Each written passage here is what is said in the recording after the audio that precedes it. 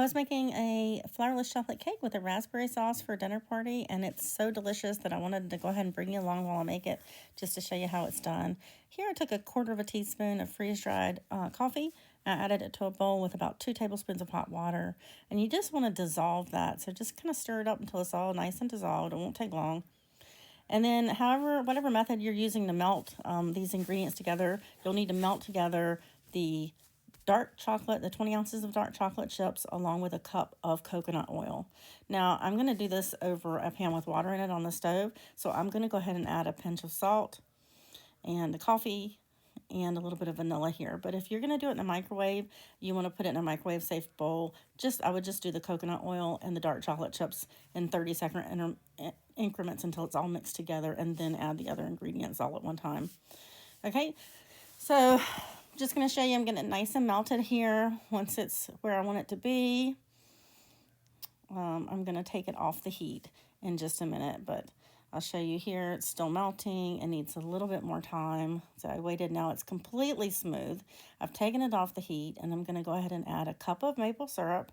Now, I think this is sweet enough, but if you wanted a little sweeter, you could add another quarter of a cup of maple syrup to it, but I wouldn't add any more than that because then it'll be too sweet.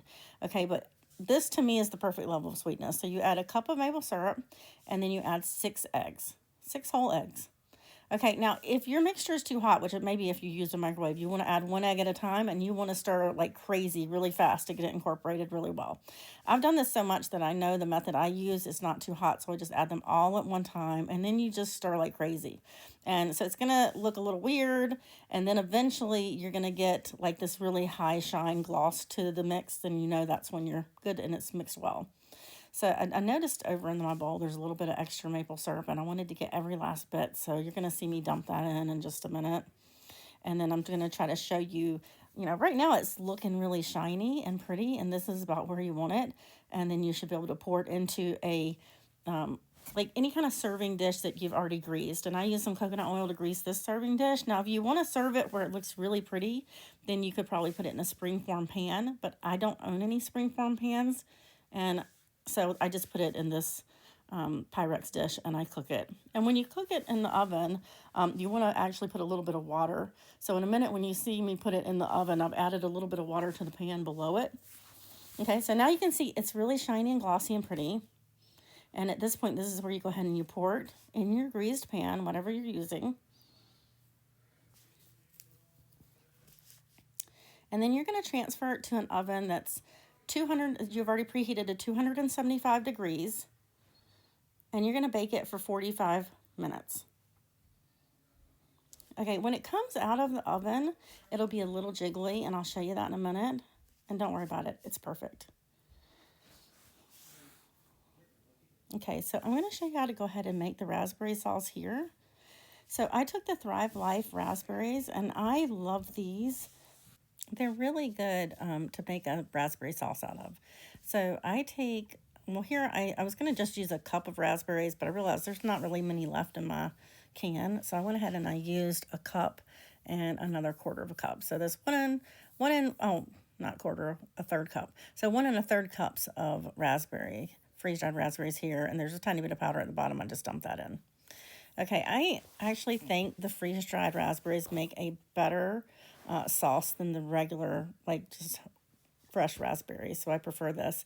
And then I went ahead and used a 1/3 cup of the honey crystals, and I added that, and then ended up adding a cup of water total to this. And here, when I first put it on the stove, I think I had, 2/3 of a cup of water in here, and I added a tiny bit more just because I thought it needed a little bit more liquid. I added a pinch of salt.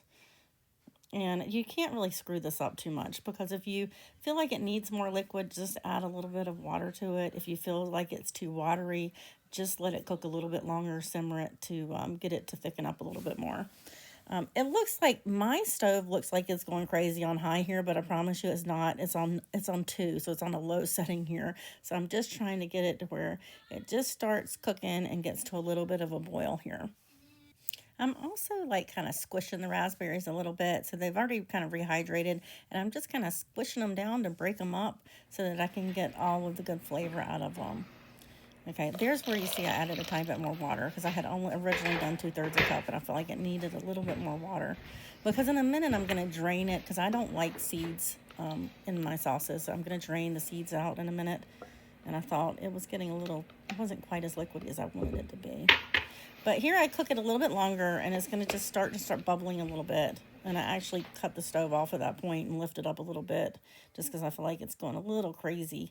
But here I'm still breaking it up a tiny bit, stirring it around, just kind of seeing how it looks. This is so easy. You could do this with any of the Thrive Life freeze-dried fruit powders. Like you could make a strawberry sauce, you can make a blueberry sauce. And it's so quick and easy. This really took me no time at all. So here I'm getting where I'm pretty happy with it. I feel like it's where I want it to be. I'm trying to show you, and I hope you can see the consistency of it. But, I mean, it's still liquidy. But, you know, all of the raspberries seem to have kind of broken down here. So I cut the stove off, and now I'm just going to pour it through a sieve. I'm just going to kind of squish it through until I get all of the juice out and nothing but the seeds remain. And I'm going to end up with a really pretty, it's a really vibrant, beautiful red here. So I think it's beautiful. And so the contrast between this red with the chocolate, and then end up making a whipped cream that I add a little bit of the raspberry to, so I make a raspberry whipped cream. So here you see I have this is a Tupperware dish I got from some kind of Tupperware party I had at some point in time that you could make whipped cream in. And I did it because when we go to the beach, we usually cook our own food.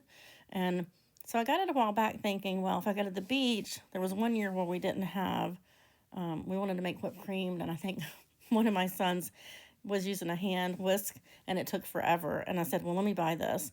And this works okay, but it's not, I still feel like I get tired using it and end up getting one of the boys to use it. So here I added like, I think about 2 tablespoons of that raspberry sauce I made.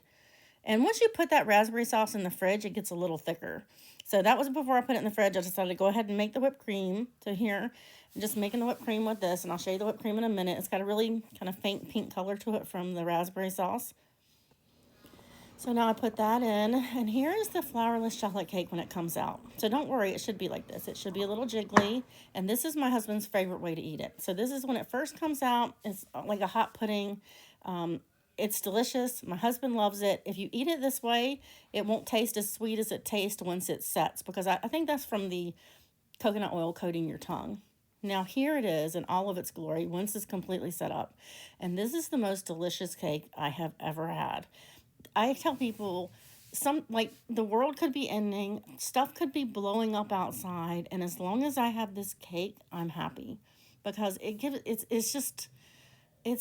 this is a really small piece because it's so rich and it's so decadent, and it has like a truffle-like consistency. It's just luxurious. I love this cake. So anyway, if you end up trying it, let me know what you think. But to me, this is just phenomenal. And this is a family favorite. As a matter of fact, I had to take some of the volume out because my daughter-in-law came over, and when I was making it, she was like, oh my gosh, thank goodness you're making that. I love it. So everybody loves it. It's delicious. I hope you enjoyed the video. Let me know in the comments if you've ever made it, or if there's something you want me to try to make with the Thrive Life products to see will it Thrive Life. Let me know.